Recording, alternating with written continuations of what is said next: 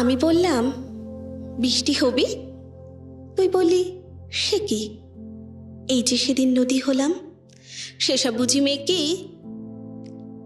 তুই যে সেদিন নৌকা হলি আমার বুকে ভেসে, বৈঠাবে আমার স্রোতে ক্লান্ত দিনের শেষে। আমি বললাম, মোটেই তা নয়, নদী নদীর মতো। তোর জন্য এক ফালি মেঘ আজ এনেছি কিনে, মেঘের টিপে সাজবি তুই আজ আকাশে নীল শাড়ি। বৃষ্টি হয়ে না এলে তুই, তোর সাথে আজারি।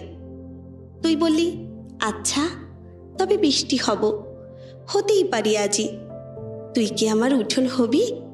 তবেই আমি রাজি। তোর বুকে ঠিক আসবো নেমে, বৃষ্টি ফোটার মতো। আকাশ থেকে টাপুর টুপুর ঝরবো অবিরত। তাই তো আমি বুক পেতেছি উঠোন হতে চেয়ে। তোর সোহাগে ভিজবো তোকে বুকের মাঝে পেয়ে। বুক পেতেছি, ঠোঁট মেলেছি বৃষ্টি ভেজা রাতে। তোর জন্য উঠোন হয়ে আমিও অপেক্ষাতে। তোর জন্য উঠোন হয়ে আমিও অপেক্ষাতে। ভীষণ মিষ্টি একটা কবিতা, কবির অসাধারণ একটা লেখা। হ্যাঁ, অসাধারণ লেখা। প্রিয়াঙ্কা, আগামীর স্বপ্ন, ইচ্ছে, ভালো থাকার চেষ্টা, কিছু অনুভূতি জানিয়ে আগামী দিনে বাঁচতে চাও, এগিয়ে যেতে চাও, কি আছে? বাঁচতে তো হবেই, ভালোভাবে বাঁচতে হবে, শির দ্বারা উঁচু করে শির বাঁচতে দ্বারা হবে। উঁচু করে বাঁচতে হবে, একদমই।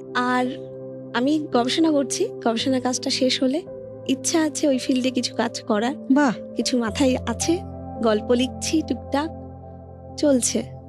লেখালেখিটা কিন্তু ভীষণ মনকে খোলে। হ্যাঁ, লিখতে গেলে জানো তো, লেখার সময় না, যারা লিখতে জানেন, যারা কবিতা লেখেন এক ধরনের, যারা গল্প লেখেন বা তাদের ঘরানাটা এক ধরনের, কিন্তু যারা কবিতা লেখেন সবাই যে লিখতে পারলেই বলতে পারেন তা নয়। না, আবার এমনও আছেন লিখতেও পারেন, ভালো বলতেও পারেন।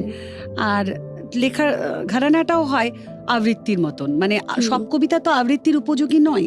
না, কিছু কবিতা নিজের কানকে শোনানোর জন্য, নিজে জোরে জোরে নিজের হৃদয়কে শোনানোর জন্য, আর কিছু কবিতা থাকে যেগুলো আমরা সকলকে শোনাতে পারি, সকলের জন্য। তো এবারে কি তোমার ঝুলিতে আছে বলো? কবি সুবোধ সরকারের লেখা কবিতা ময়ূরপঙ্খী।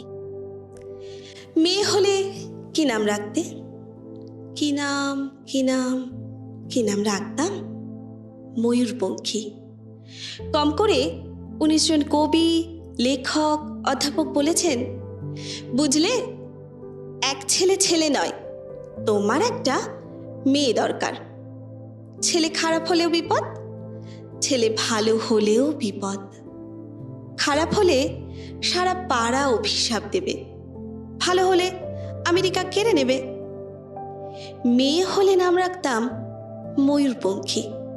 ভুল বললাম, বলতে হবে নাম রাখবো ময়ূরপঙ্খী। ছোট্ট ছোট্ট পা, ছোট্ট ছোট্ট হাত, টলমল করে এগিয়ে আসছে সে আমার দিকে। ময়ূরপঙ্খী মা, তুই আমাকে ভালোবাসবি তো? ছেড়ে যাবি না তো? অ্যাপ্লাই করেছো? জিজ্ঞেস করলো সমস্বরে 3 জন। আমি বললাম, দেখেও এসেছি, যে কোনো দিন হোম থেকে টেলিফোন এলে ছুটতে গিয়ে তুলে আনবো ময়ূরপঙ্খীকে। চুমোয় চুমোয় তাকে ভরিয়ে তুলব। সে তার 4 বছরের দাদা রণবাবুর সঙ্গে কাদা হয়ে ঘুমিয়ে থাকবে। অ্যাপ্লাই করেছো? মাত্র 2টো শব্দ, 2টো ধ্বনি, এত তীক্ষ্ণ কখনো লাগেনি। রাতে ঘুমের মধ্যে বহু দূর থেকে প্রতিধ্বনি এসে জিজ্ঞেস করলো, অ্যাপ্লাই করেছো? আমার জন্য তুমি অ্যাপ্লাই করেছো? আমার জন্য অ্যাপ্লাই করেছো?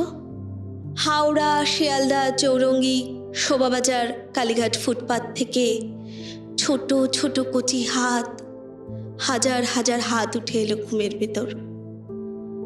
বাকি রাত উঠে বসে থাকি আমার সামনে কাকভোর।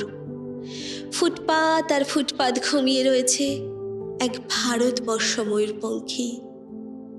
আমরা কি পারি না হোম থেকে, রাস্তা থেকে, ফুটপাত থেকে একটি করে ময়ূরপঙ্খী ঘরে তুলে আনতে? পারি নাকি?